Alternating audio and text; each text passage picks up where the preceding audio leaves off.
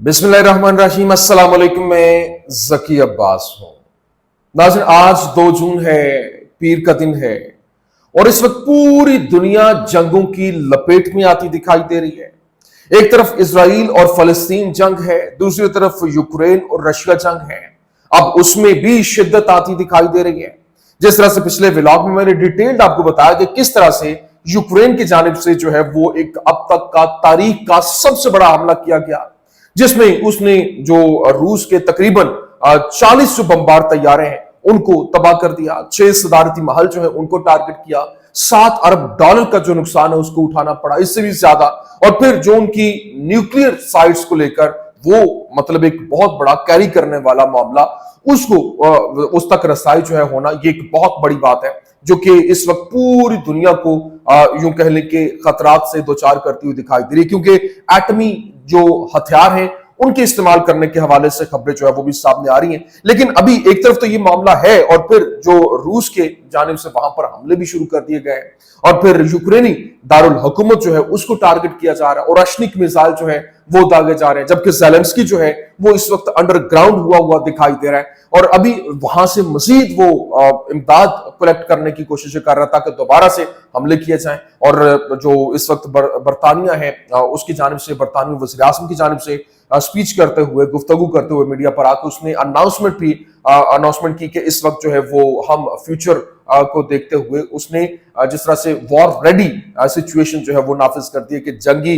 तैयारी के हवाले से कि अवाम जंग के लिए तैयार है, किसी वक्त भी कॉल जो है वो हो सकती है। तो ये पूरी दुनिया इस वक्त जंग के लपेट में आती हुई दिखाई दे रही है। ये किस तरीके से ये आपके सामने रखना। और फिर दूसरी जानिब जो यमन है, यमन की जानिब से हमले तेज कर दिए गए और यमन की जानिब से जो इतना जबरदस्त किस्म का हमला किया गया, जिसमें तल अबीब, फिर बेन गुरियन एयरपोर्ट और फिर इलात बंदरगाह जो है उसको निशाना बनाया गया है। किस तरीके से ये ऑपरेशन लॉन्च किया गया है, ये बड़ी अहम स्टोरी है, ये भी आपके सामने रखना। और फिर जो इजरायली शहरी हैं उनकी जो इस वक्त यूं कह लें कि पूरी दुनिया के अंदर वो हिट लिस्ट पर आते हुए दिखाई दे रहे हैं और उनके ऊपर हमले शुरू हो चुके हैं, जबकि कोलोराडो के अंदर वहां पर एक पूरे के पूरे ग्रुप को जिस तरह से निशाना बनाया गया जो कि इजराइल की हिमायत में एहतजाज कर रहे थे वहां पर, और वो वहां पर एहतजाज करते हुए उनको निशाना बनाया गया। और यूं कह लें कि जिस तरह से एक जो है वो खुदसोजी कहा जाता है, खुदसोजी तो नहीं हुई लेकिन वहां पर उनके ऊपर तेल छिड़क के वहां पर उनको उस तरह से कह लें कि झुलसा के रख दिया, क्या आग लगाने के हवाले से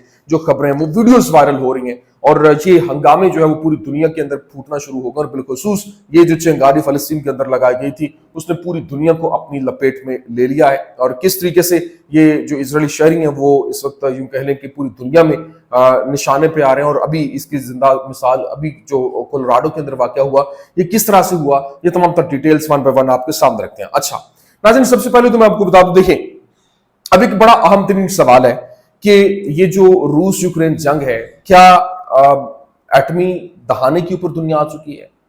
क्योंकि इस वक्त हिरोशिमा और नागासाकी के बाद क्या दुनिया एक और न्यूक्लियर हमला देखेगी? ये बहुत बड़ा अहम तरीन सवाल है। यूक्रेन ने रूस के स्ट्रेटेजिक बमबार तैयारे जो है वो तबाह किए, नेवल बेस पर हमला किया, रूस का जो बड़ा जवाबी वार वो मुतवक्के है और अभी से उन्होंने हमले और अश्निक मिसाइल और फिर जो वहां पर कीव को निशाना बनाना जो है वो भी शुरू कर दिया है। फिर एटमी दिफाई काउंसिल का हंगामी इजलास भी तलब कर लिया गया है। अब दुनिया इस वक्त एक निहायत खतरनाक मोड़ पर खड़ी है जहां पर एक चिंगारी पूरा अर्ज को जंग की लपेट में ले सकती है। यूक्रेन ने आज एक गैर मामूली और निहायत मुनज़्ज़म अंदाज के साथ रूस पर ऐसा हमला किया जिसने सिर्फ मॉस्को की फौजी ताकत ही नहीं बल्कि उसके असाब को भी हिला कर रख दिया है। और इतलात के मुताबिक यूक्रेन ने एक बड़े शिपिंग कंटेनर में वहां पर जो सैकड़ों छोटे कामिकाज़ी ड्रोन्स खुफिया तौर पर छुपाकर उन्हें रूस के एक इंतहाई हसास और स्ट्रेटेजिक एयर बेस के करीब पहुंचाया। जैसे ही ये कंटेनर अपनी जगह पर पहुंचा और इन ड्रोन ने अचानक बेस पर धावा बोल दिया, जिससे रूसी फौज को समझने तक का मौका नहीं दिया क्या। और इन ड्रोन हमलों का हदफ वो स्ट्रेटेजिक बमबार तैयारे थे जो न्यूक्लियर वॉरहेड्स ले जाने की सलाहियत रखते हैं और जिनमें TU-95 और TU-160 जो है ये तैयारी बड़े तगड़े किस्म के तैयारे माने जाते हैं। इब्तदाई रिपोर्ट्स के मुताबिक जो 40 से ज्यादा ऐसे तैयारे हैं वो तबाह हो चुके हैं जो रूसी फिजाई कुव्वत की बुनियादी सुतून समझे जाते हैं। लेकिन हमले के कुछ ही देर के बाद यूक्रेन ने एक और बड़ा इकदाम उठाया और रूस के शुमाली नेवल बेस को निशाना बनाया जहां पर एटमी आबदोसें जो है वो तैनात थी। सोशल मीडिया और सैटेलाइट फुटेज में वाज़ेह तौर पर इस इलाके में जो सवाल उठते और फिर धुआं उठता और फिर वहां पर तबाही के मनाजर जो है वो भी देखे जा सकते हैं। लेकिन ये यूक्रेन की तरफ से अब तक की सबसे बड़ी और संजीदा कार्रवाई जो है वो समझी जा रही है, जिसने यूक्रेन रूस को न सिर्फ अमली तौर पर बल्कि नफसियाती तौर पर भी एक शदीद जो धचका है वो पहुंचाया। और इस हमले के फौरी बाद रूस के सदर व्लादिमीर पुतिन ने एटमी दिफाई काउंसिल जो है उसका हंगामी इजलास भी तलब कर लिया है। अब ये इतलात हैं कि रूस ने एटमी हथियारों से लैस फोर्सेस को हाई अलर्ट के ऊपर डाल दिया है और जंग के अगले मरहले के लिए बड़े पैमाने के ऊपर जवाबी कार्रवाई की तैयारी जो है वो भी शुरू कर दी है।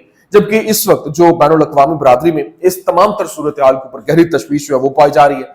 कई आलमी रहनुमाओं ने फौरी सिफारती इक़दामात और सीज फायर के ऊपर जोर दिया, जबकि इस वक्त जमीनी हकीकत यह है कि दोनों ममालिक इस वक्त ऐसे मकाम पर खड़े हैं जहां से वापसी निहायत मुश्किल है। सवाल अब ये नहीं रहा कि यूक्रेन और रूस के दरमियान क्या होगा, बल्कि असल तशवीश ये है कि क्या दुनिया एक और हिरोशिमा और नागासाकी देखने वाली है या इंसानियत उस खतरे से बच निकलने में कामयाब हो जाएगी। ये वो सवाल है जिसका जवाब वक्त ही दे सकता है, शायद वक्त ज्यादा दूर नहीं है।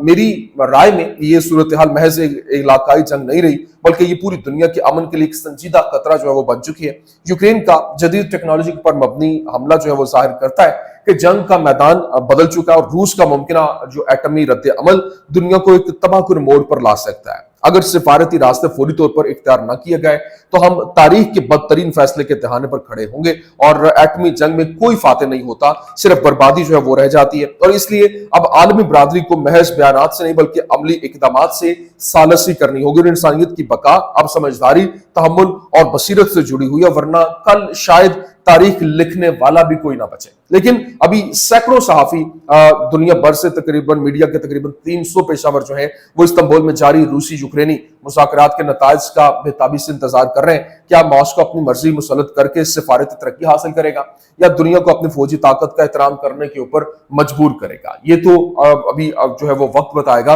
लेकिन रूसी जो यूक्रेनी जो प्रेसिडेंट है ज़ेलेंस्की वो वल्नेसिया में मौजूद है और रूस के अंदर नए हमले शुरू करने के लिए रकम मांग रहा है और वो अंडरग्राउंड इस वक्त हुआ पड़ा क्योंकि रूस की जानिब से हमले जो किए जा रहे हैं उसने वहां पर कीव को भी निशाना बनाना शुरू कर दिया। दारुल हुकूमत के ऊपर उन्होंने मिसाइल दागना शुरू कर दिए जो आइंदा आने वाले दिनों में मजीद वहां पर शिद्दत आती दिखाई दे रही है। लेकिन अभी जो सिचुएशन है वो मुकम्मल तौर पर बदल रही है और जिस तरह से पूरी दुनिया फलस्तीन के हक में खड़ी होती हुई दिखाई दे रही है। अभी जिस तरह से ऑस्ट्रेलिया जो है उसने बाकायदा तौर पर जो फलस्तीनी रियासत के लिए जो मैक्रोन है उसका साथ देने का ऐलान कर दिया और मैक्रोन के साथ मिल गए। जिस तरह से खबर है कि Australia urged to join Macron led push for Palestinian statehood, मतलब जो रियासत है उसको तस्लीम करने के लिए जो फ्रांस ने इनिशिएटिव लिया उसने अपने साथ यूरोपीय ममालिक को मिलाना शुरू कर दिया है और ऑस्ट्रेलिया ने उसको ज्वाइन कर लिया है। और फिर साथ में बेल्जियम जो है, बेल्जियन फॉरेन मिनिस्टर टू अल जजीरा को उसने बताया the argument of anti Semitism should not be used in a misleading manner all the time.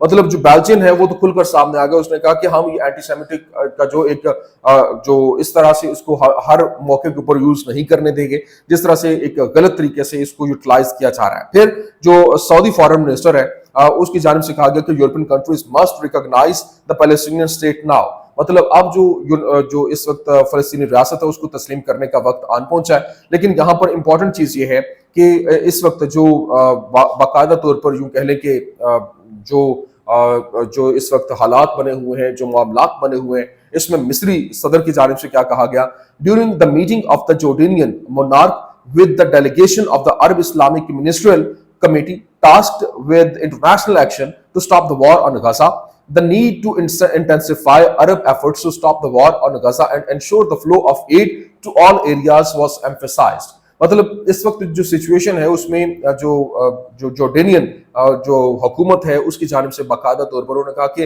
वो अरब इस्लामिक वर्ल्ड से बाकायदा तौर पर कमेटी बनाने के हवाले से और इंटरनेशनल कवानीन को साथ में लाते हुए उनके ऊपर अमल दरामद करते हुए गजा में जंग बंद करके वहां पर जो इकदामात हैं लोगों की जिंदगियां बहाल करने के हवाले से, अपना किरदार अदा करने के हवाले से वो कह रहे हैं। लेकिन यहाँ पर जो यमन है उसने अपने अंदाज से हमला किया, उसने जवाब दिया।